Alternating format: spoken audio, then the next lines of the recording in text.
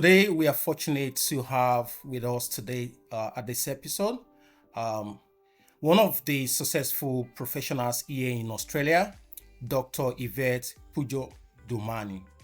Uh, she holds a PhD in geophysics with more than 25 years of experience in geophysical data processing, enhancement, and interpretation. Yvette also holds an MBA in general administration. She's also a federal treasurer of the ASEG and also a former chair of the Gender Equity Network of Geoscience Australia. Again, Yvette, thanks for joining us today on today's episode. I know it's been a bit of a challenge, getting you to fit into the calendar. I know you've got a lot, on your table, but once again, thanks a lot for joining us. Yeah, so we jump right into it, but just for a bit of ice breaking, there seems to be this ongoing rivalry between Nigeria and Ghana, and it's all about jollof rice. So, and I don't know, what's the delicacy in Cameroon like?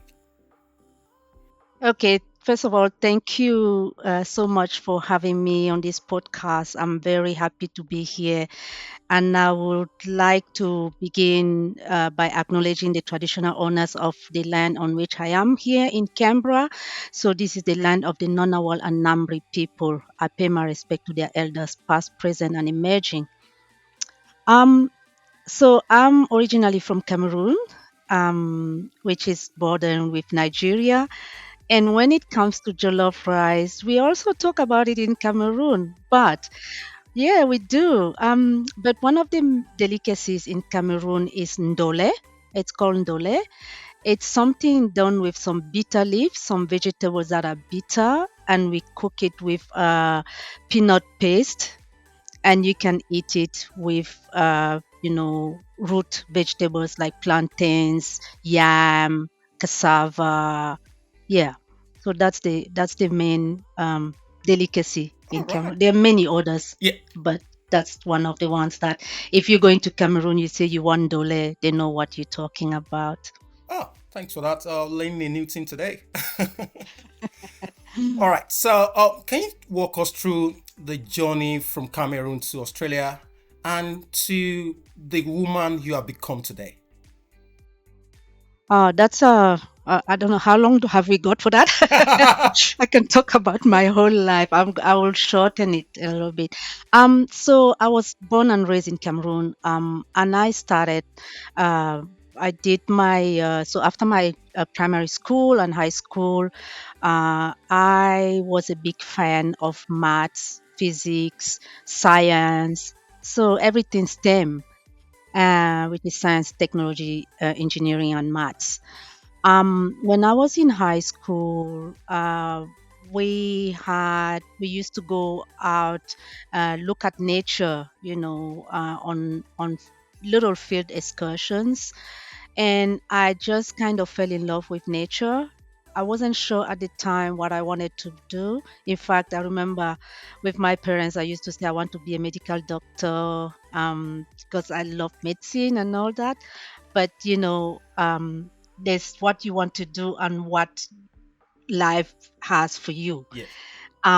So when I got to the university at the University of Yaoundé, I started off. I had a first year, second year. University was fine. I studied all those subjects, maths, physics, biology, and all that.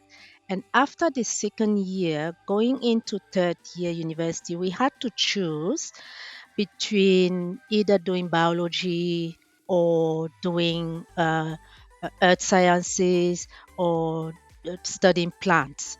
And I was hesitating. I wasn't sure exactly what to do. But at first year uni, I had a very eloquent lecturer in geophysics, and I just fell in love with geophysics. And I said, okay, if I want to do geophysics in later, I would be choosing for the third year. I chose to do earth sciences. It was very challenging because at the time there were very few female who will be doing, geology. We're just calling it geology. Very few female. But I was like, well, that's something that's really appealing to me, and I want to do it. After my bachelor degree, I got a scholarship to go to Europe, to France, to study geophysics. And we were four candidates. We were people. Four people were awarded the scholarship. There were three male and myself, so four of us.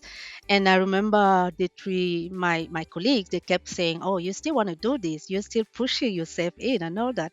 And I said, "Well, if you can do it, I think I can do it. I'll give it a shot." And then I went to France and did my master's in geophysics and a PhD in geophysics. Again, I have to say that at the time in France, they probably had more female in that field than in Cameroon, but it was still very, very few, very male dominated, field. And I did my PhD and succeeded, and it was fine. So that was France. The advantage I had also is getting to France. It was a new area, and new challenges and all that, but at least I did not have the language barrier because I did all of my education in French. So I could speak fluently French and all that because Cameroon is bilingual, French and English. So I came from the French part and I could speak fluently. So that was not a problem. The barriers I had was, being in a new country, being a foreigner, being a female in a male dominated industry. So, all of that together, I had to navigate all of that. And I think it took a lot of patience, a lot of resilience, a lot of faith as well, and a lot of encouragement from my parents as well.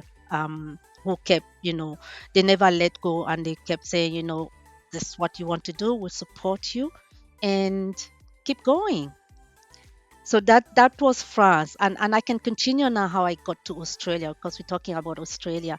So when I finished my PhD in France, I went to do a postdoc at the University of Leeds in the UK. So still doing research in geophysics, and while I was there, I came across job opportunities in Australia at the time. We're talking 20 years ago, okay? We didn't have all this AI or all this, Yeah. internet to get all the information. So I had to search for the information and find out where in Australia, how is it life there, and am I going to cope there? And you know what? I just thought if I was able to cope in France, which Yeah. was also a new place for me, I have nothing to lose. I will apply for a position in Australia and see how I go.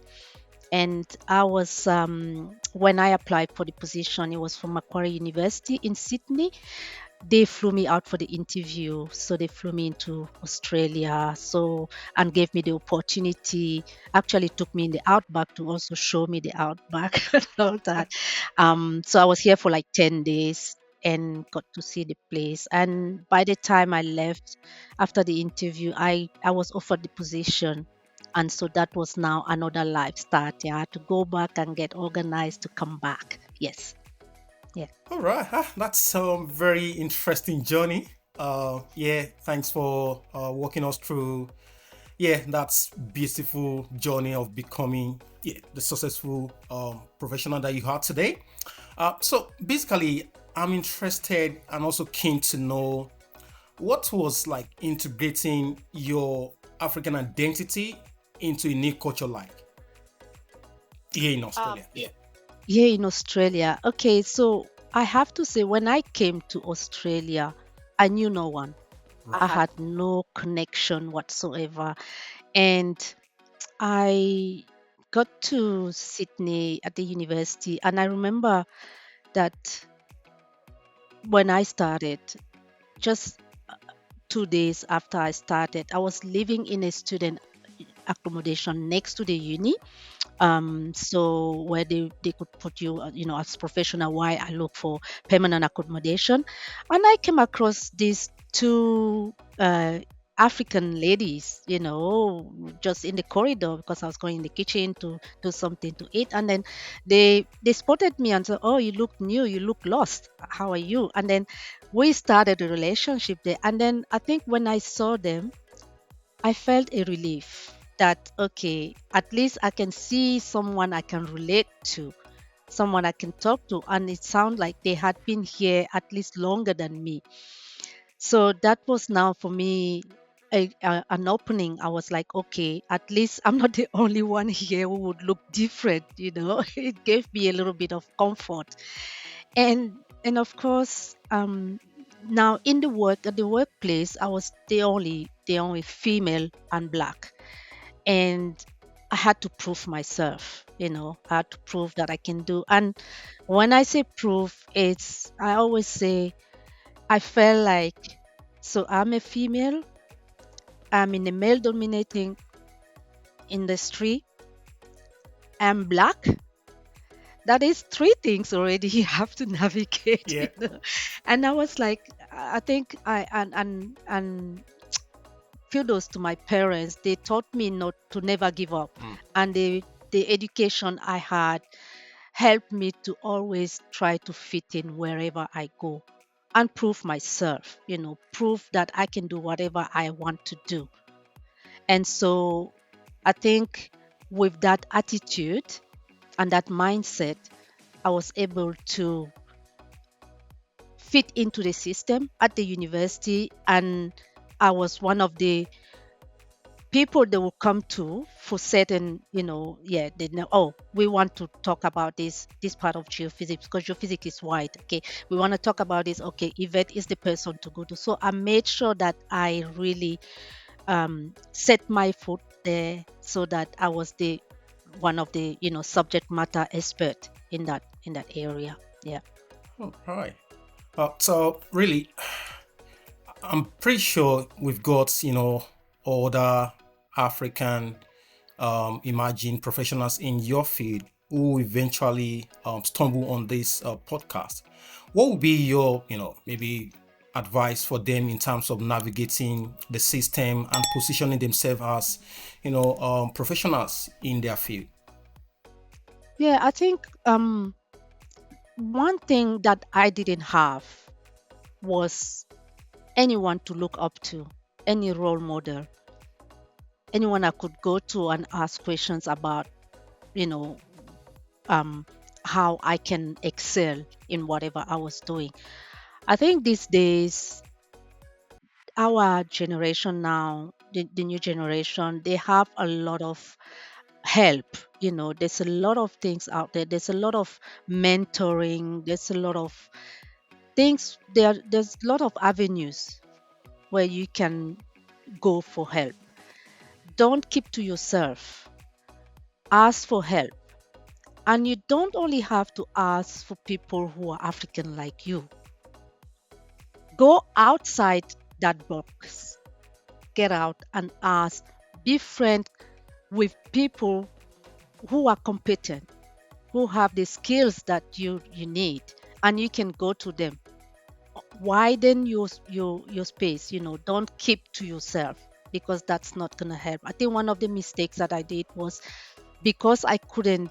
I think I was very scared and very kind of new, and I'm like, okay, I just have to prove myself. But what I failed to do was actually going outside my box Yeah. and talking to people, professionals, doing the same thing like me, but not who don't look like me, and asking for advice. So don't keep to yourself. Go out there, position yourself out there. Yeah. Yeah. Again, I know of for a fact that you wear like different hats. So my question, to you is, how do you sort of balance work and family or any other thing in between? Yeah, well, I was listening to the introduction. Uh, One thing I can add to the introduction, one of the other hats that I wear is I am the president of the African Australian Council in the ACT, and that's the peak body for all the African communities in You the see, I ACT. said it. Yeah, You're wearing a lot of hats So here. yes, yeah, exactly. So many hats. So wherever I go somewhere, I say, okay, which hat am I wearing? And I always introduce myself. Okay, I'm here as the president of the African Australian Council, or I'm here as the treasurer of the Australian Society of Exploration Geophysicists. Or so I have many hats, and yes, it is hard to navigate. It's not easy, and I have a family, of course, and I have a paid job. 9 to 5. How do I navigate that? I try to set priorities. I know that my paid job during the week, that is my priority because that's what's giving me mana. I need to excel there. And so I do that.